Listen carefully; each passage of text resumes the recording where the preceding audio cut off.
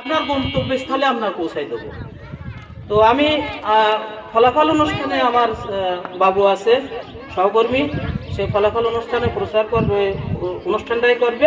তো আমি আর দু একটা কথা বলবো আপনাদের উদ্দেশ্যে, যেটা বাচ্চাদের সবসময় কাজে লাগে।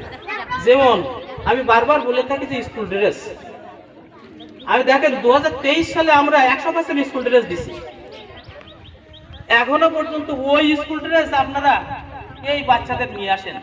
আমি অবাক লাগে যে আপনারা একটা স্কুল ড্রেস দিতে পারেন না বাচ্চাদের। তো আমি আশা করি যে 2026 সালে প্রথম সপ্তাহের জন্য প্রত্যেকের গায়ে একটা করে নতুন স্কুল ড্রেস আপনারা তৈরি করে দেবেন, এইটা আমি আপনাদের কাছে আশাবাদী। দেখেন আমি কিছু কিছু কথা বলার জন্য এখানে আমি যেমন নোটও করে নিয়ে আসি, যেটা আপনাদের লাগবে।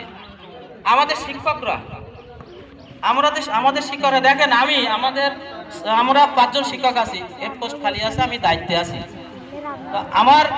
আমার এই চাকরি জীবনে, আমার এই স্কুলের চাকরি জীবনে 2025 সালে আমার নৈমিত্তিক হাজিরা খাতায় দেখবেন আমি একদিনও ছুটি নিইনি, একদিনও আমি ছুটি নিইনি, শুধু আপনাদের বাচ্চাদের ভালো লেখাপড়া করার জন্য।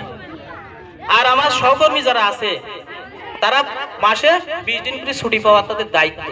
তাদের বুঝাই হোক যেভাবে হোক, তাদের বলেছি, তারা আমার মনে হয় কেউ 2 দিন, কেউ 5 দিন, কেউ হয়তো সর্বোচ্চ 7 দিন, তারপরে কিন্তু তারা কিন্তু ছুটি পাবে 20 দিন।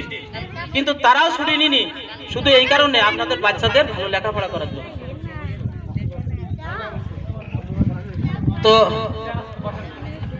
আমাদের আমার বড় ভাই, শ্রদ্ধেয় বড় ভাই এসেছেন।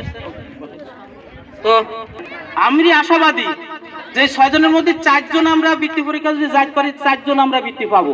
এইটা আমরা সেইভাবে গড়ে তুলেছি এই বছর অন্তত। তো সেই ঈশ্বর যদি কৃপা করে, আল্লাহ যদি কৃপা করে, তো সেই পর্যন্ত যদি আমরা যাইতে পারি, তো আমরা এই বছর আমরা দেখাতাম যে আমাদের স্কুল কতটা ডেভেলপমেন্ট হয়েছে।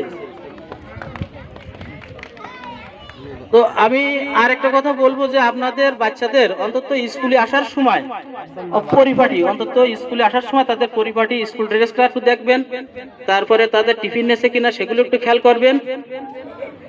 দুপুরের খাবার আমরা 26 সাল থেকে আমরা কিন্তু সেই প্রথম 1 তারিখ থেকেই আমরা ক্লাস শুরু করে দেবো, এবং 1 তারিখে আমরা সরকারের ঘোষণা অনুযায়ী আমরা 1 তারিখে সবাই 100% বই দেবো, এবং 1 তারিখেই সকল ছাত্রছাত্রীর জন্য স্কুলে আসে, সেই আশাবাদ ব্যক্ত রেখে আমি আমার এইখানে উদ্বোধনী বক্তব্য সমাপ্ত করব।